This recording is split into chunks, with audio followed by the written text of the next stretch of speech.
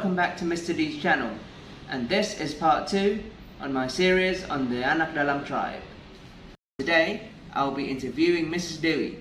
She's the leader of Pundi Sumatra. Yang paling banyak itu mereka berada di Kabupaten Sarolangun.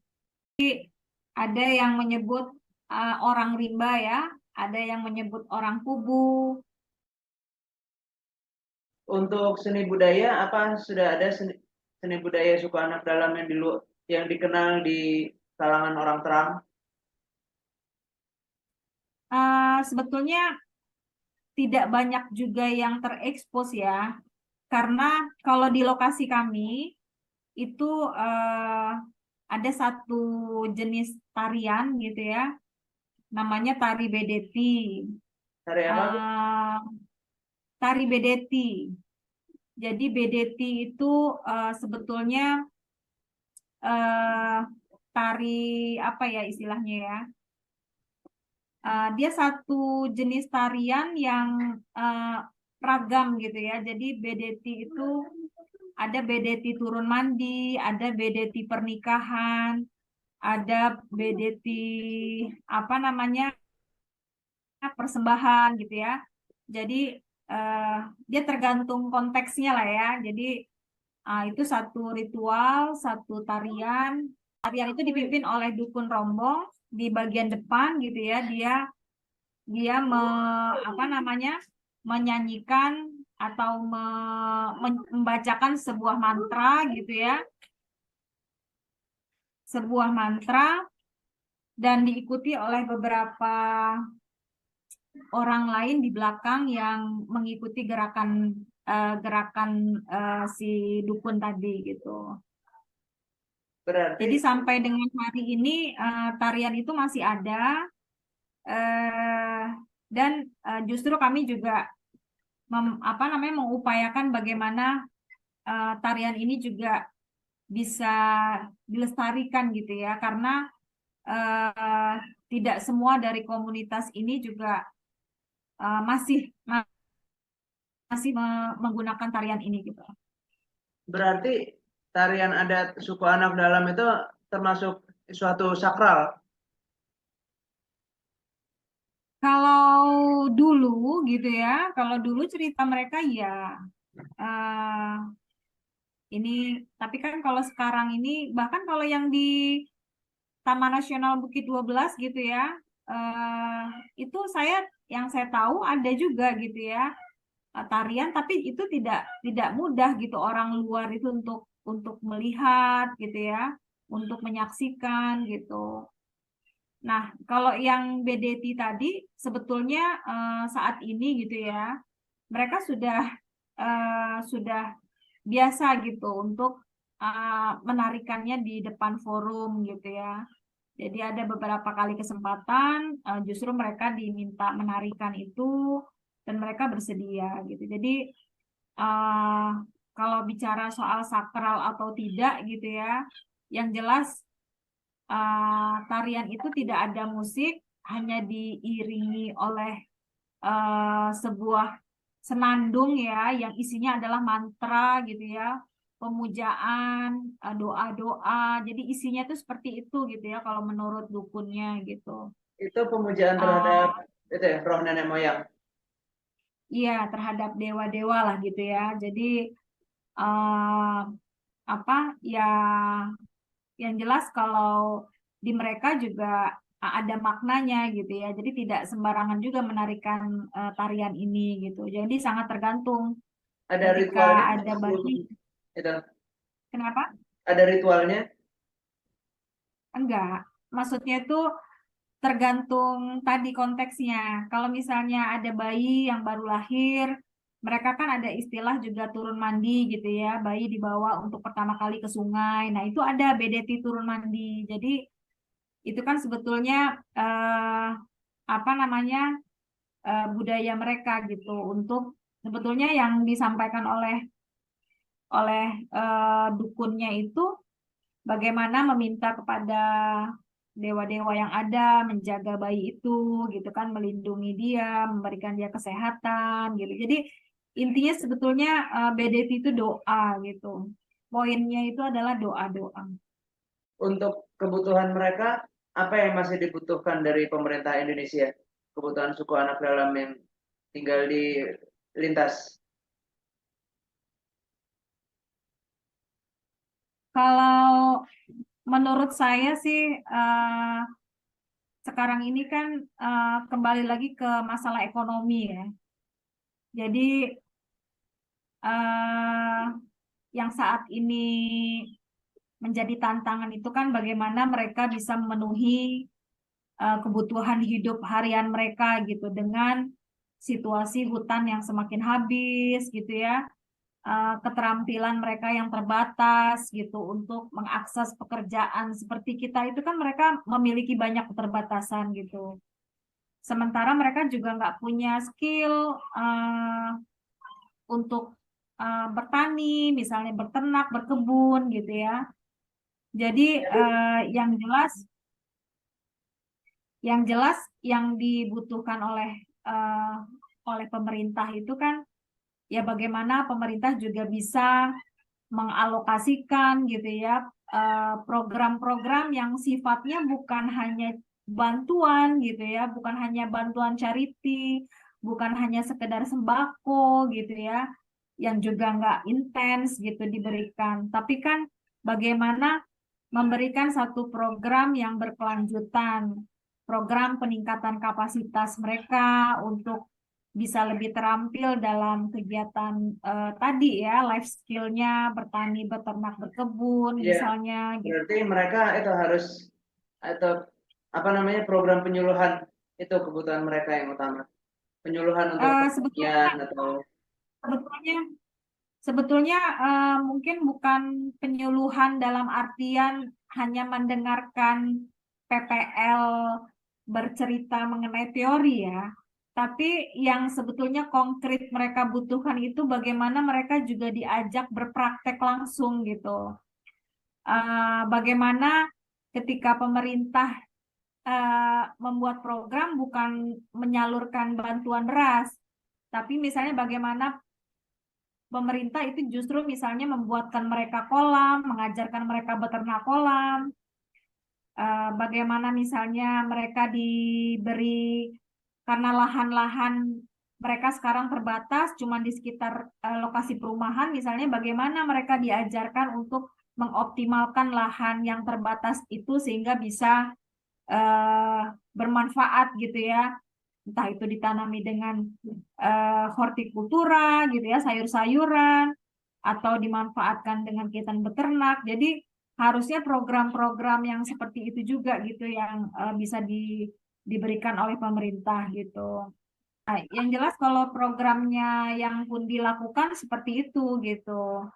eh Ya karena mereka ya awalnya berburu dan meramu itu kan tidak punya skill ya. Jadi kalau cuman sekedar ngasih penyuluhan gitu ya, teori-teori ya nggak konkret gitu. Jadi memang proses belajarnya itu harus berpraktek langsung gitu. Jadi program pendampingan ini kan sebetulnya seperti stimulan gitu ya. Jadi bagaimana memberikan contoh konkret uh, untuk kegiatan-kegiatan itu, ya harapan kita kalau keterampilan mereka terbangun, mereka bisa meneruskan itu gitu ya, meneruskan kegiatan-kegiatan itu untuk selanjutnya gitu. Jadi apa namanya, ya seperti itu gitu ya. Tapi yang diharapkan dari pemerintah juga itu kan tadi terkait dengan ekonomi. Kita juga berharap sebetulnya program-programnya kebijakan yang pemerintah eh, apa namanya pemerintah berikan itu juga terbitkan itu juga berharap ya semakin inklusif lah ya, maksudnya semakin berpihak eh, kepada komunitas gitu, karena kami melihat juga banyak misalnya program-program yang paling ini sekali ya, misalnya program desa gitu kan juga banyak yang belum menyentuh ke aspek pemberdayaan komunitas ini gitu. Malah dana desa misalnya lebih banyak masih dialokasikan untuk pembangunan infrastruktur gitu ya. Padahal kebutuhan di komunitas ini misalnya terkait air bersih, terkait dengan peningkatan kapasitas, mereka itu belum diberikan porsi yang cukup seperti itu, belum menjadi perhatian gitu, belum menjadi prioritas bagi pemerintah daerah di tingkat tapak. Jadi seperti itu. Jadi belum banyak kebijakan-kebijakan yang berpihak kepada komunitas ini. Dari aspek pendidikan juga masih mereka butuhkan gitu kan. Bagaimana sekolah-sekolah pendidikan tinggi gitu itu juga kan bisa membuka ruang ya, memberikan kesempatan yang sama pada mereka gitu untuk menempuh sekolah formal. Tapi harusnya juga jangan hanya sekolah formal. Pemerintah kan juga harusnya memberikan pendidikan-pendidikan non formal juga ke mereka gitu. Seperti apa Jadi ya? buat bagaimana, iya kan tidak semua anak-anak SAD yang usia sekolah ini kan memilih pendidikan formal ya. Ada dari mereka juga yang sudah sekolah putus gitu kan, karena alasan ya harus membantu orang tuanya gitu kan. Ada juga yang harus dinikahkan gitu karena budaya. Nah, kalau pilihan pendidikan itu hanya formal, artinya kan untuk kondisi anak-anak yang seperti itu kan seperti tidak punya masa depan gitu ya. Tapi kan sebetulnya bisa tuh. Banyak misalnya program pemerintah, salah satunya Balai Latihan Kerja ya, BLK. Justru kan mereka memberikan skill gitu, sesuai minat. Entah memberikan keterampilan memasak, menjahit, entah perbengkelan, entah pokoknya ya keterampilan-keterampilan yang mungkin bisa diberikan ke mereka sebagai bekal gitu ya. Sehingga mereka juga tidak tidak menghilangkan, tidak melupakan cita-citanya gitu, meskipun harus putus sekolah misalnya. Seperti itu. Yang pun di Sumatera lakukan saat ini tuh sedang melakukan advokasi juga gitu ya ke pendidikan non formal ini sehingga bisa berkolaborasi lah gitu ya bersama-sama bagaimana memberikan program-program pendidikan keterampilan gitu ke komunitas gitu. Nah, dari aspek kesehatan juga ada gitu kan. Pengetahuan mereka tentang PHBS, tentang isu kesehatan reproduksi, tentang isu-isu pangan sehat, tentang isu itu kontrasepsi, macam-macam itu juga masih sangat minim gitu ya. Jadi dari isu kesehatan juga masih sangat perlu komunitas ini diberikan penyadartahuan gitu ya, eh, dan praktek-praktek langsung gitu. Jadi kalau cuma sekedar teori-teori menyampaikan penyuluhannya, mereka kan tidak kebayang. Tapi kita bicara soal pola hidup bersih sehat gitu ya. Uh, Itu Kalau hanya pola hidup bersih sehat penyuluhan, yang mereka itu apa? Yang yang diajarkan untuk mereka PHBS seperti apa?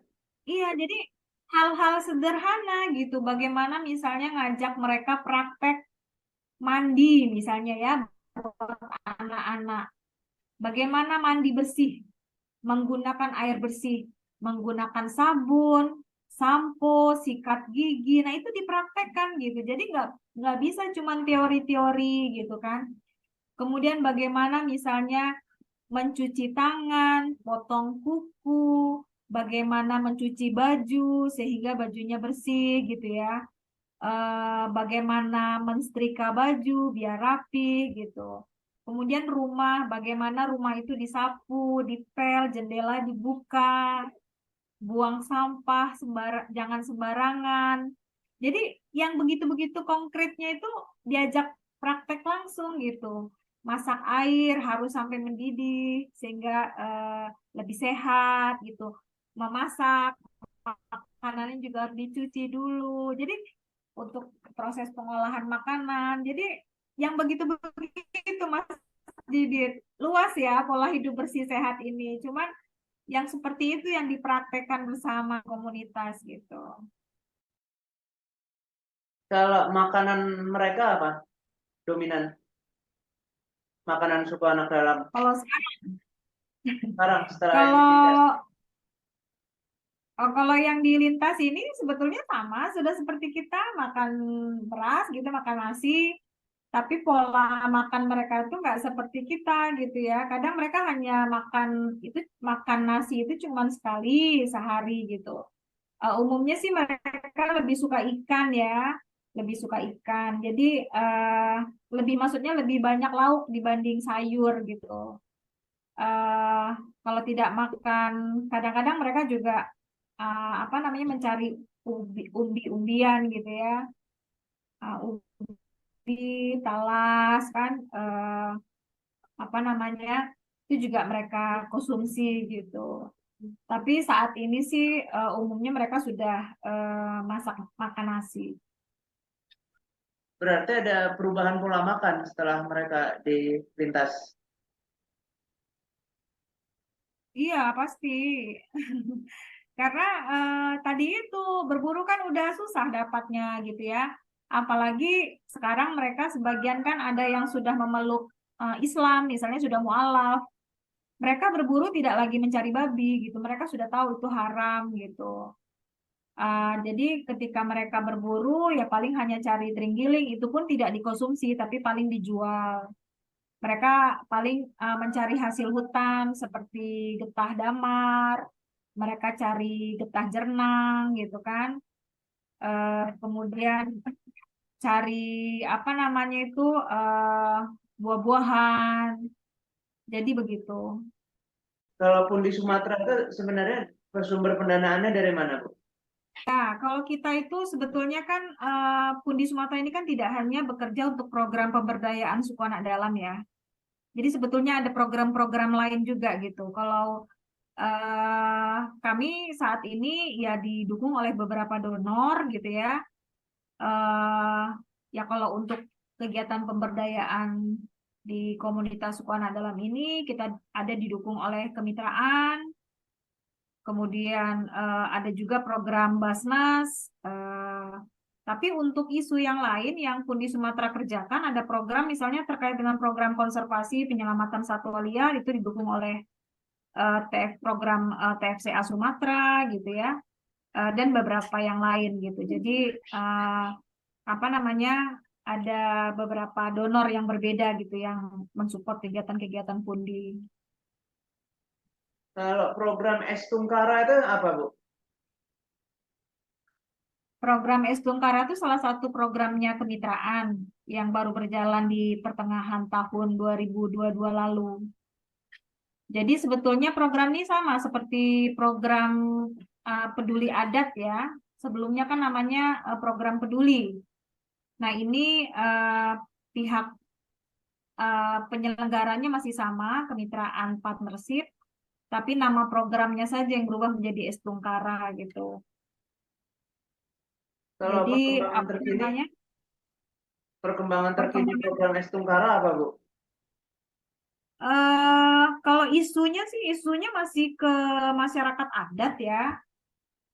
Isunya masyarakat adat, tapi dia lebih fokus ke tiga hal gitu ya, lebih ke bagaimana isu kesetaraan gender, disabilitas, dan inklusi sosial gitu. Jadi mereka di Estungkara ini punya 10 mitra yang tersebar di Indonesia gitu ya.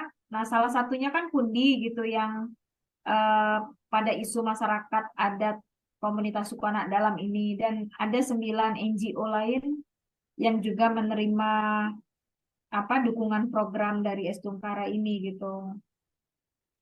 Yang jelas dari pertengahan 2022 itu kami sudah mulai melakukan aktivitas pendampingan gitu ya pada lokasi wilayah kami masing-masing. eh Ya seperti biasa ya, seperti halnya pelaksanaan program ya. Jadi tahun 2002 lalu kami lebih fokus untuk melakukan pendataan, eh, memperkuat baseline data gitu kan, untuk membuka akses layanan dasar pada komunitas gitu. Eh, dan ini masih berproses. Maksudnya kemitraan melalui Estungkara ini sendiri kan punya komitmen program selama 5 tahun dan ini baru masuk ke tahun kedua gitu. Gitu Baik Mas. Ibu, terima kasih karena sudah berbagi informasi mengenai suku anak dalam. Semoga ini menambah wawasan kita mengenai suku anak dalam. Baik Mas Didit, Ibu, terima semoga kasih, Bu. informasinya cukup jelas ya.